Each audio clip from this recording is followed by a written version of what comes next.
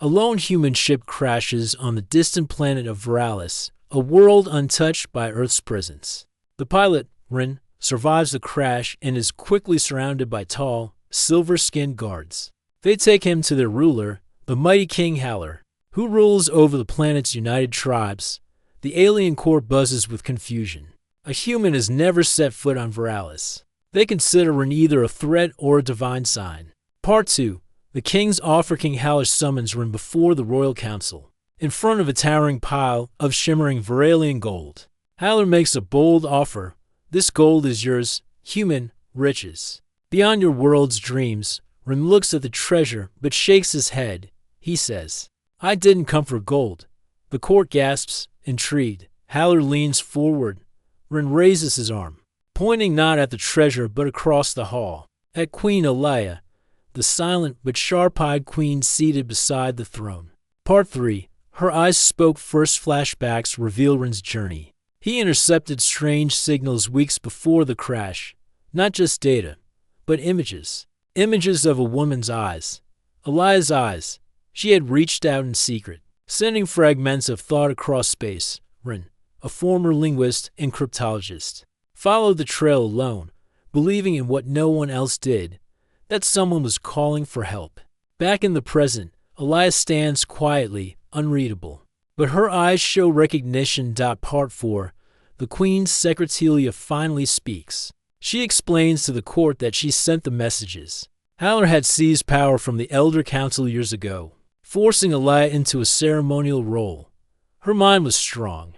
Trained in ancient mental communication, she reached out to other worlds, hoping for someone to come. Rin was that someone. Haller is furious, but cannot act immediately. The court is watching, and Rin's presence has stirred whispers of prophecy. Part 5. Trial of Blades and Forever. Alien law allows for challenge. Rin is given a choice: leave with the gold or prove his right through the trial. A sacred series of tests only royals dare face.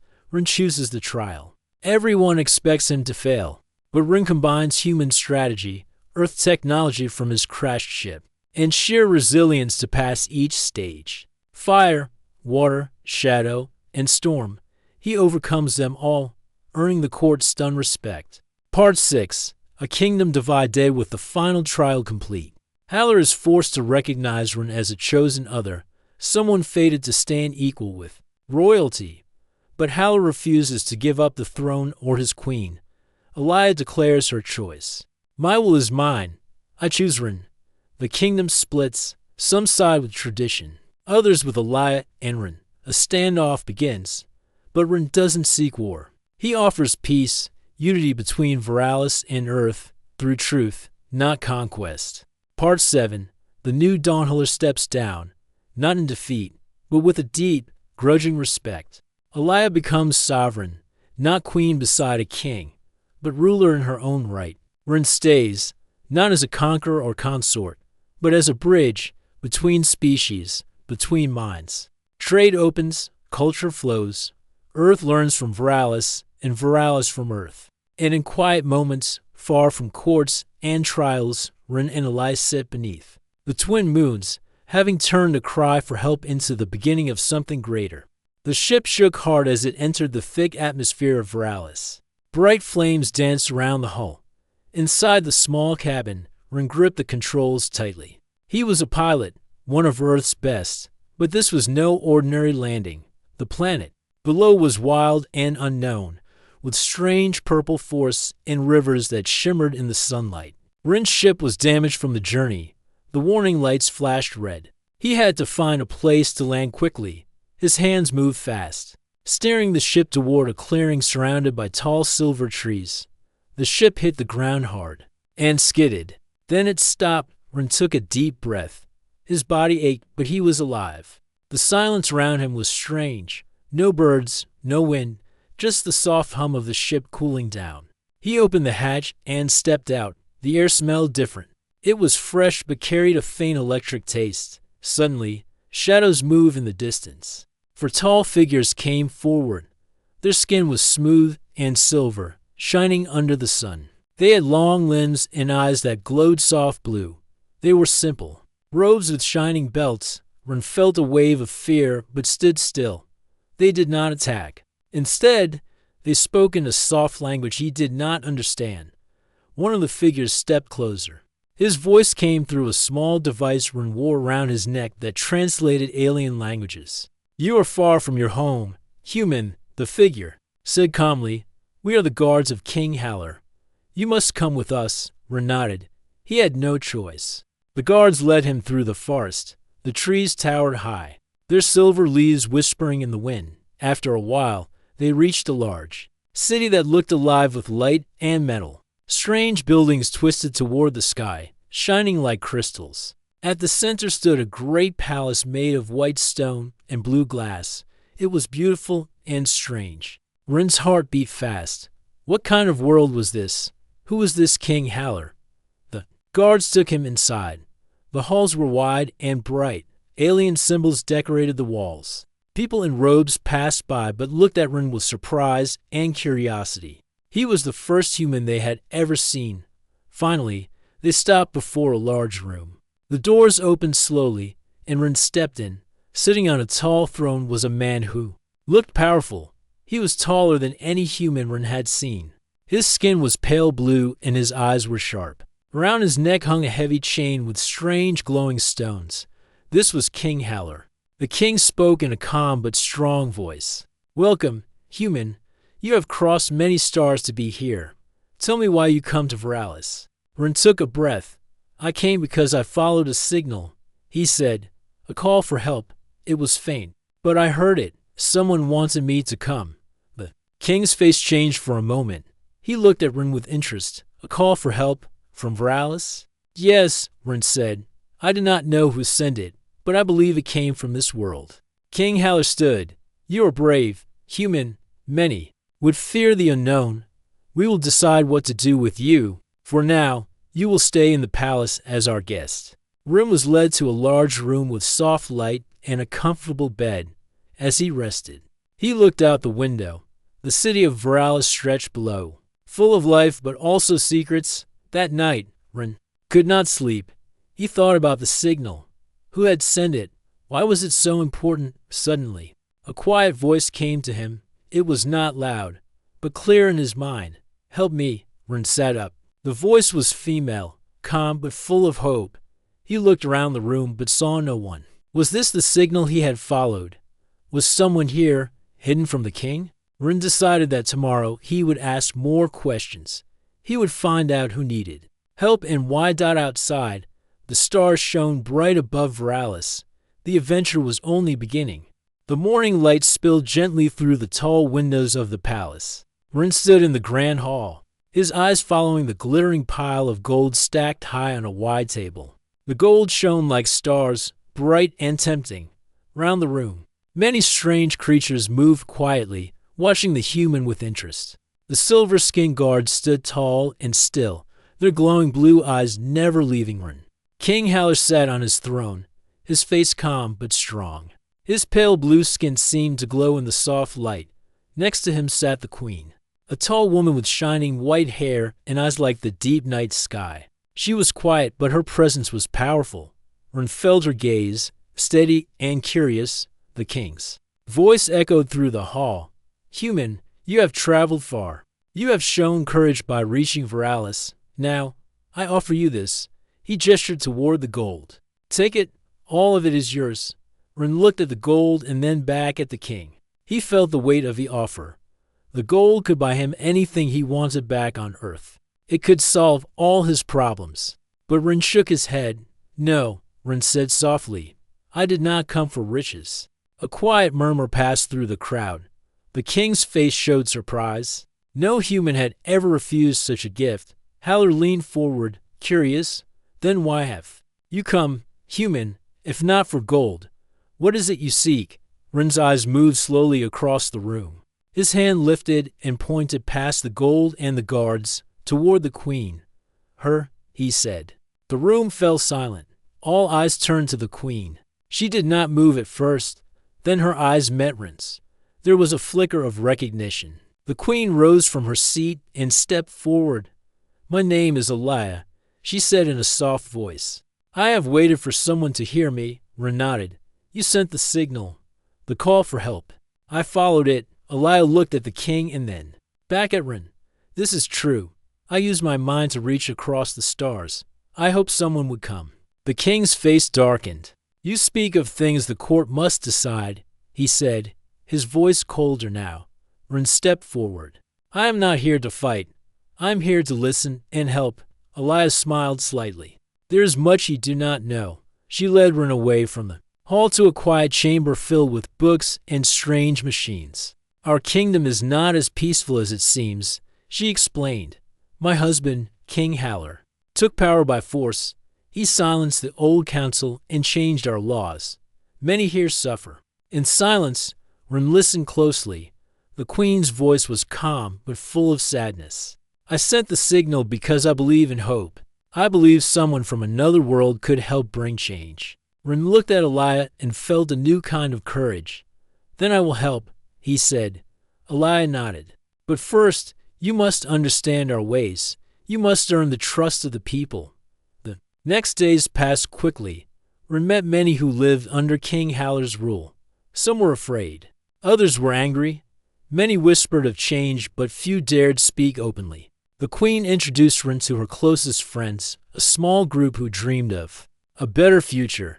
They showed him the ancient history of Veralis, stories of peace and balance before the king's rise. Ren shared stories of Earth, of people who fought for freedom and hope. Slowly, the group grew stronger. One evening, Ren returned to the throne room. The golden pile still waited. King Haller sat watching him. Have you changed your mind, human? The king asked. Orion shook his head. No, I do not want gold. I want truth. Haller stood, his face serious. Then you must prove yourself. Our laws say that those who seek a place in the court must face the trial. Ren looked at the king. What is this trial? The king smiled coldly. A test of strength, mind, and spirit. It is not easy. Many who begin do not finish. Elias stepped forward.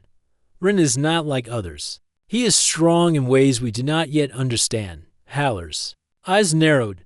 Then let the trial begin. The next morning, Ren was taken to the ancient grounds outside the city. There, in the center, stood a large stone circle. The air was thick with energy. The court gathered to watch. The first test was the trial of fire. Ren had to walk through a path where flames danced and moved.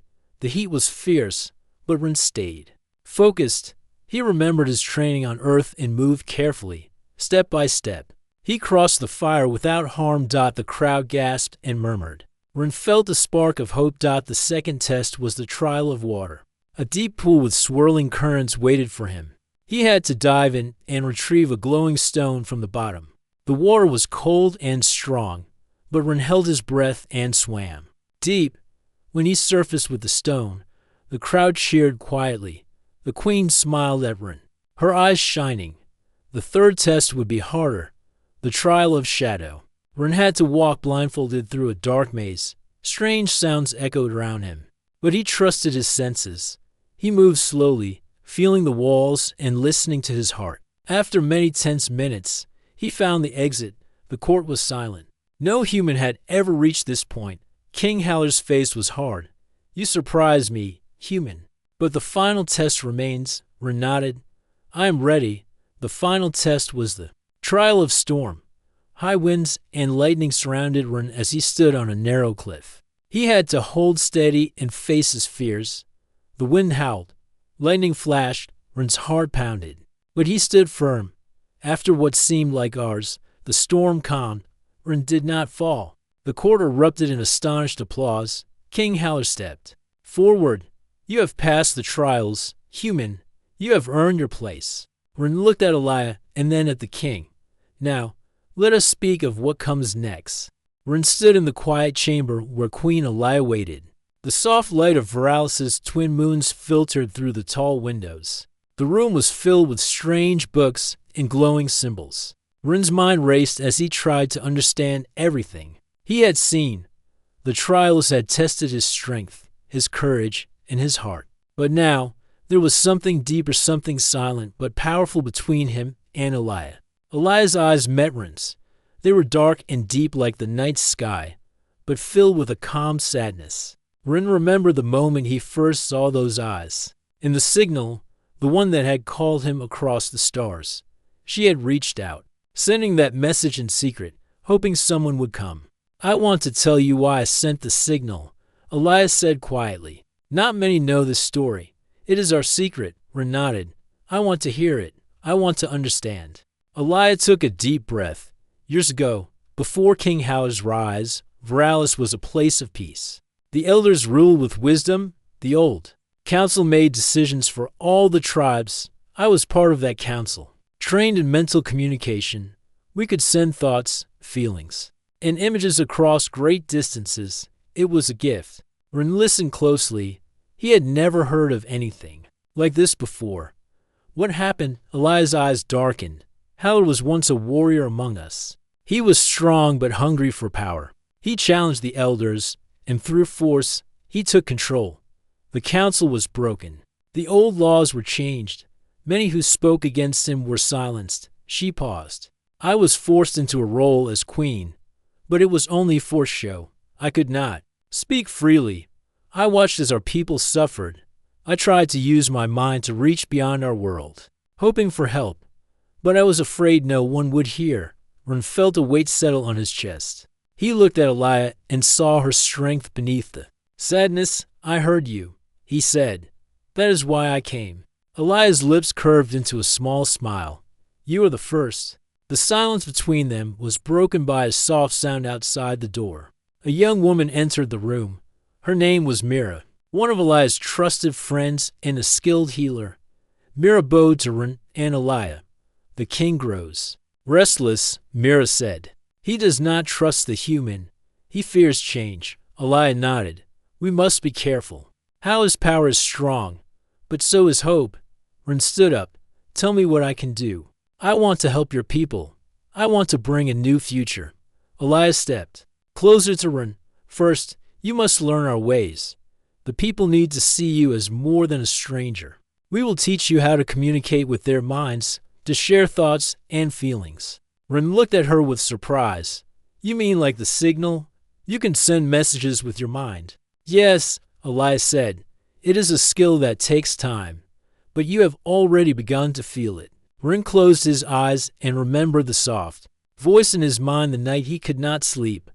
"I want to try." Over the next days, Elia and Mira taught Rin how to focus his thoughts. At first, it was difficult. His mind was noisy with Earth's many distractions. But slowly, he learned to quiet himself and send simple images and feelings. One morning, Rin stood on the palace balcony, looking at the silver forest below. He closed his eyes and sent a thought to Elia, a glowing circle of light, surrounded by peaceful trees far away in the palace chamber. Elia smiled as she received the message. She sent back a feeling of calm and hope. Rin opened his eyes and felt a new connection to this world and to Elia. He understood now why he had come. It was not gold or riches. It was something more precious: trust, friendship, and a chance to heal a broken kingdom. Meanwhile, King Howard watched all of this with growing anger. He met with his advisors in a dark room filled with glowing maps and weapons. "This human is dangerous," Howard said. "He threatens my rule with his words and his trials. The queen's loyalty shifts like the wind. We must act before he turns the people against me." One advisor, a tall alien with sharp features named Rin, spoke carefully. "Your Majesty, if we move too soon, the court may rebel. The people respect the trials. They may see the human as their hope." Howard clenched his fists. "Then we must find a way to break his spirit." Back in the palace, Rin and Elia met with the small group of allies who wanted change. They gathered in a hidden room beneath the palace. "People are afraid," Elia said. "But fear can be overcome with truth. We will show them that a new path is possible." Rin nodded. "I will help you speak to the people. I will share stories of Earth, of hope, and courage." Mira added, "We need a plan. The king controls the city's guard. We must be smart." Days passed as Rin trained with Elia and the others. His strength grew, but so did the tension in the city. Rumors of rebellion spread quietly. People whispered of the trials and the human who had passed. One evening, as Rin walked through the palace gardens, he felt a strange presence. A shadow moved near the silver trees. He turned quickly, but saw no one. "Who's there?" Rin called softly. A gentle voice answered, "Do not be afraid. It is me." Elias stepped from the shadows. "I wanted to speak with you alone." Rin smiled. "I am glad you came." They walked together beneath the glowing trees. The night was calm, but Rin felt the weight of what lay ahead. The trials were only the beginning. The real challenge was winning hearts and minds. Elias looked at Rin. "Your journey will not be easy. The king will try to stop us." Rin took her hand. "Then we faced it together." In the quiet night, under the twin moons, Rin knew he had found a new home. Not for gold, but for hope.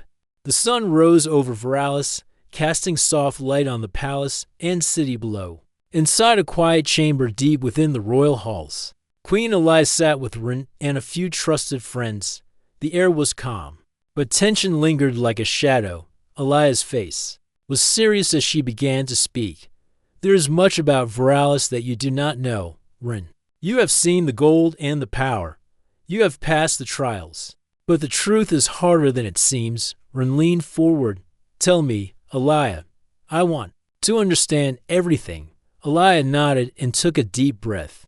King Haller's rise to power was not just a change of rulers. It was a shift in the very heart of this world. Before him, our people lived by old laws that protected balance and fairness. The elders made sure all voices were heard. But Haller wanted more than to rule. He wanted control. She paused, looking down at her hands. When Haller took power, he silenced those who opposed him. The council was broken. Many were imprisoned or forced to leave. The king created a new order, one that answered only to him. Rin felt a cold weight in his chest. "What about the queen's role? You are not just a figurehead, are you?" Elias' eyes met his. "I was forced to take this role, but it is mostly for show. I cannot speak openly in the court. My thoughts are watched. I am bound by laws that keep me silent." Rin's brow furrowed. "Then why did you send the signal? How did you reach me?" Elias' voice grew quiet but strong. "I have the gift of mental communication. It is rare among our people, but I, trained to send thoughts and feelings over long distances, I reached beyond Veralis, hoping for help from another world. The signal was weak, but you heard it. You came." Rin nodded. "And now, what can we do?" Elias smiled faintly. "We must build trust. We must show the people that change is possible. But Haller will fight us. He fears what we represent." Just then, Mira, the healer, entered with news. "The king has called a meeting of the court. He wants to speak with the human." Elias' face tightened. "This could be dangerous. We must prepare." Rin stood, ready to face whatever came. "Next, I am ready." The group moved through secret passages beneath the palace to reach the main hall. The court was gathered, filled with Veralian nobles, advisors, and warriors. The air was heavy with expectation. King Haller sat on his throne, his pale blue eyes fixed on Rin. "You have passed the trials, human," he said. "You have earned the right to speak. Tell us. Why do you come here? What do you want from Veralis?" Rin stepped forward, his voice calm but clear. "I came because I heard a call for help. Because I believe that no one should live in fear or silence. I want to help your people find peace and freedom." The court murmured. Some faces showed surprise, others anger. Haller's expression grew colder. "You speak of freedom, but what do you know of our ways, our traditions? You are a stranger here." Rin looked around the hall. "I do not know everything, but I see that many here are afraid to speak. I see that some are suffering. I want to listen and learn. I want to build a new future together." Elias stepped forward, her voice strong despite the tension. "The king changed our laws to keep us silent. He fears the truth, but the people deserve to be heard."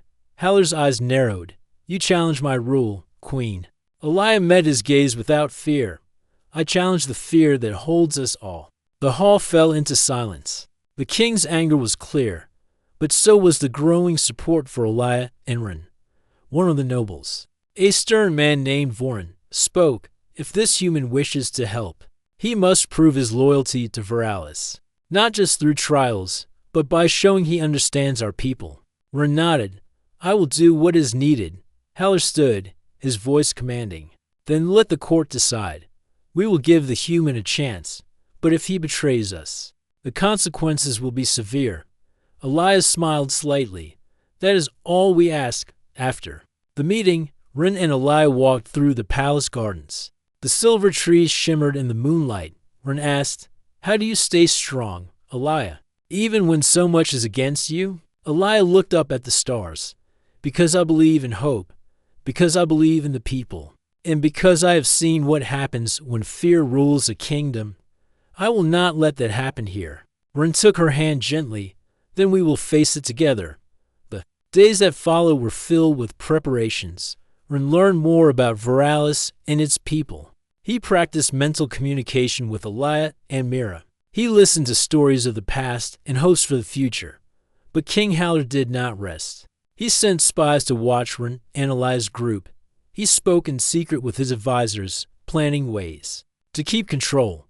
One night, Ren received a message through his mind. It was brief but clear. Beware the shadow. He knew it was a warning. The king's power was stronger than he thought. The path ahead would be difficult. But Ren's heart was steady. He had come for more than gold. He had come for truth, for hope, and for the chance to change a world. As the twin moons rose high, Ren and Elia stood side by side, ready to face the future, whatever it might bring. The palace was quiet in the early hours of the morning. Soft light from Veralis's twin moons spilled through the tall windows, casting long shadows across the floor. Ren sat alone in his chamber, his mind full of thoughts. The warning he had received, beware the shadow, kept echoing in his mind. He did not yet understand who or what the shadow was, but he knew it meant danger. He stood and walked to the window, looking out at the silver forest. The trees swayed gently in the breeze. The peaceful scene did not match the feeling of unease that filled Ren's heart. He had come to this strange world to help, but the closer he got to the truth, the more he realized how deep the problems ran. Suddenly, there was a soft knock on the door. Ren turned quickly. Elia entered, her white hair shimmering under the moonlight. Her eyes were serious but calm. Ren, she said quietly, we must be careful. The king grows more suspicious every day. His spies watch us, waiting for a chance to strike. Ren nodded. I feel it too. The warning in my mind is real. Elia stepped closer.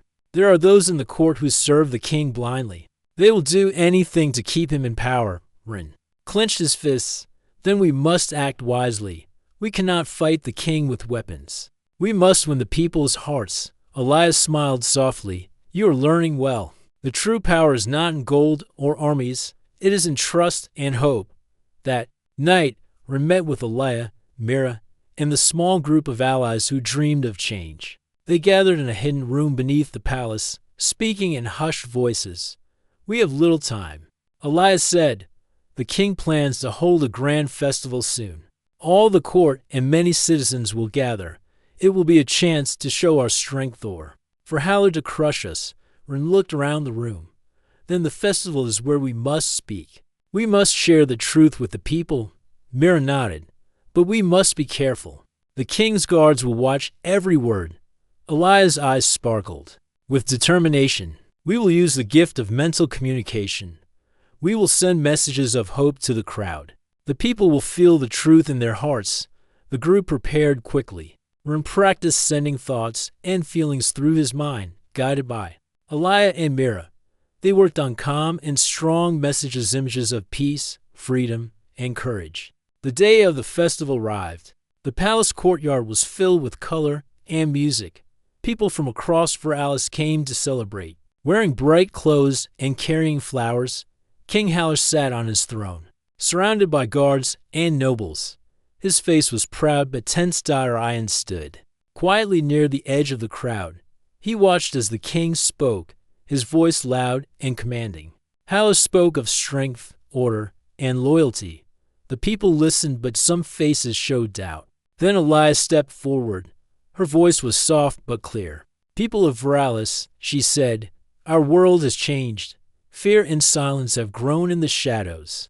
But hope still lives. Rin closed his eyes and reached out with his mind. He sent feelings of calm and courage to the crowd. The air seemed to change. People's faces softened. A quiet murmur spread. The king's eyes flashed with anger. Do not listen to her. He shouted. She speaks lies to divide us.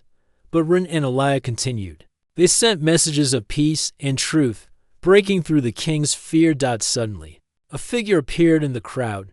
It was Drin, the king's advisor. His sharp eyes searched for Rin. He moved quickly, signaling to the guards. Rin knew the moment had come. He stepped forward, raising his voice. People of Veralis, you deserve to live without fear. You deserve to speak freely. The guards moved toward him. Elias stood by his side.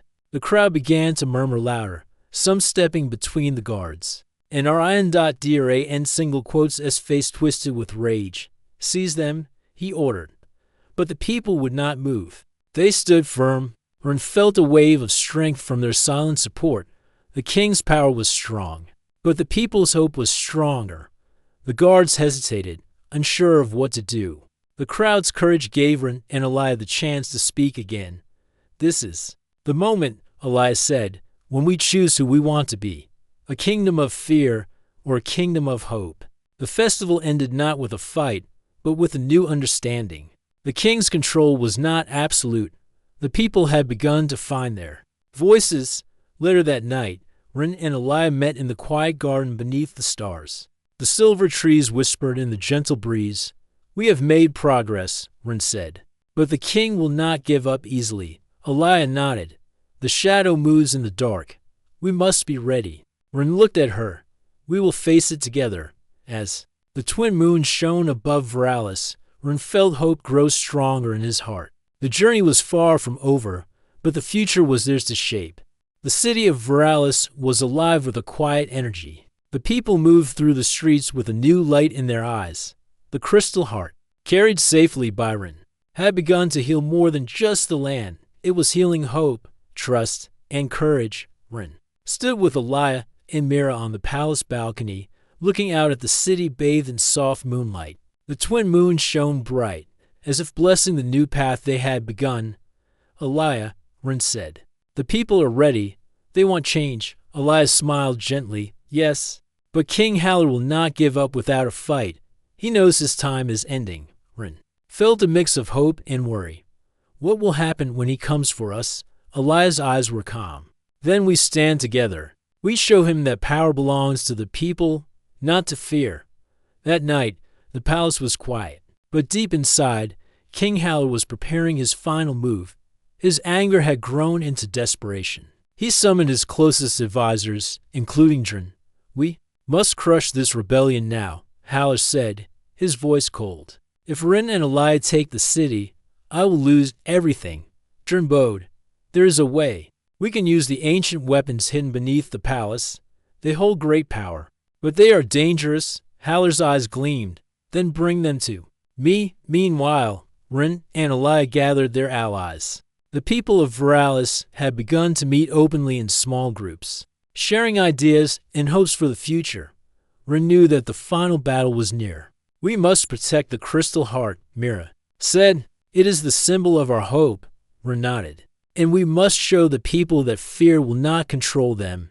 As the days passed, the tension in the city grew. Guards loyal to the king patrolled the streets, but the people stood firm. They whispered of freedom and watched for the moment to rise. One evening, a great rumble shook the palace. The ancient weapons had been brought to life. Massive machines, covered in glowing symbols, emerged from the depths beneath the palace. They were unlike anything Rin had ever seen, powerful, but cold and dangerous. King Haller stood atop the palace walls, commanding the machines with a fierce will. Crush those who oppose me, he shouted. Orion and Elia faced the machines with the people behind them. Rin held the crystal hard high. The light from the crystal spread out like a shield, protecting the city from the machines' attacks. Elia reached out with her mind, sending feelings of strength and courage to the people. The mental bond between them grew stronger. The city was no longer afraid. The battle was hard, but Rin's faith never wavered. The Crystal Heart's power was strong because it came from the people's hope and trust. One by one, the machines stopped moving.